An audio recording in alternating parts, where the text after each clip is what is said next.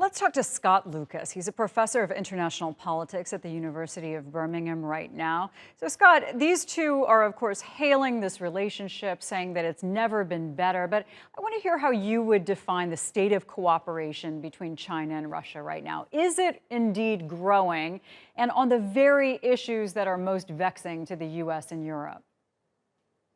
Well, I think the cooperation is because of certain conditions. And that's what I find really interesting about this.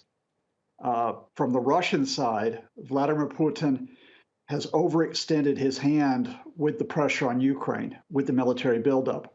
There's been a big pushback, not only by the US, but by the Europeans, indeed by NATO.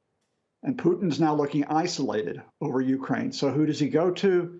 The Chinese to give him support. From the Chinese perspective, it's a bit different. There's general concern about a confrontation with Washington, about a tough line being taken by the Biden administration. But more specifically, it appears from reading the Communist Party press, they've been stung by two developments. One is Biden's Summit for Democracies, which might have been symbolic, but for China, it sort of highlighted democracies versus them as an autocracy. And secondly, they've been really stung by the diplomatic boycott, which started by the United States, but now has extended to other countries like Australia, Canada, and New Zealand of the Beijing Winter Olympics. That's threatening their showpiece, as it were. And so what's China doing? Not only in the summit itself, but in the press around the summit, they are warning the United States, if you put pressure on us, it will drive us closer to Russia.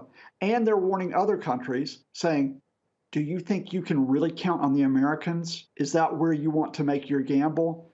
So I think it's not a full-blown strategic cooperation, but these two bedfellows have been brought together by some very interesting circumstances. I think that's a great portrayal of it. And you could say that in different ways, both Russia and China have overplayed their hands in foreign policy in some respects. But you often see them team up in the UN Security Council. They effectively thwart things that the West wants to do, even when it comes to things like humanitarian aid. But clearly, both Russia and China, in different respects, do pose threats to the West. So where do you see the biggest concern lying in these two teaming up? Well, I think it's in different theaters. With Russia, it is quite clearly at the moment, although Russia is being very aggressive in the Middle East, they are trying to make moves in Central Asia. It's over Ukraine. I mean, that's where Putin has made his big gamble, and he's probably put too many of his chips in the pot on that. For China, it's a bit different. China doesn't want confrontation. China doesn't want confrontation because it wants an economic expansion, a political expansion through the Belt and Road Initiative. Now, what's the problem with that? Well, the problem with that is that the Chinese system, this alternative economic system, is very different from the Western system, and not all countries are going to find it easy to link up with Beijing. And that, I think, is probably the Achilles heel of this call today. China can rely on Russia maybe politically to make the right noises. They certainly have influence both in Asia, but Russia is in a period of economic weakness. It will actually be an anchor on the Chinese rather than a boost, which is why it's interesting. The most interesting statement out of this today was from the Global Times, the Chinese Party newspaper, Communist Party newspaper. Not that Russia is alongside us with this strategic partnership, but Russia is a contracting power, but it's one that we have to take note of. In other words, we know Russia's on the decline, but at least they're on our side. China also has so much influence in that region over Russia's economy as well. I mean, China can really pull the strings and threaten Russia when it sees fit. But what both of these nations love to do is to show the West the chinks in the armor of democracy, to show the world how democracy fails when it fails. How much influence do you think that stance has in other countries, not just regionally, but around the world?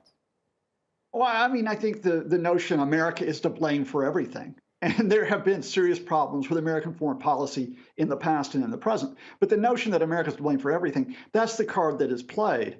And trust me, there are enough supporters in the West of that line who will basically give a pass to China and Russia on everything. It's like it's all Washington's fault. So they'll keep playing with that. But again, here's the problem for the Chinese and the Russians right now.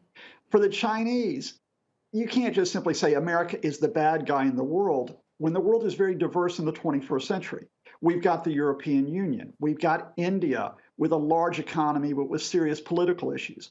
We've got the Latin American economies that are expanding. We've got the question of Africa as a continent. China cannot just simply be a world power exerting dominance over them. But here's the problem for the Russians. The Russians might say, oh, look at America. This is a terrible foreign policy. Look how awful it is. But it's Russia who, in the recent few years, has not only tried to split up Ukraine, it's carried out nerve agent attacks on other people's soils.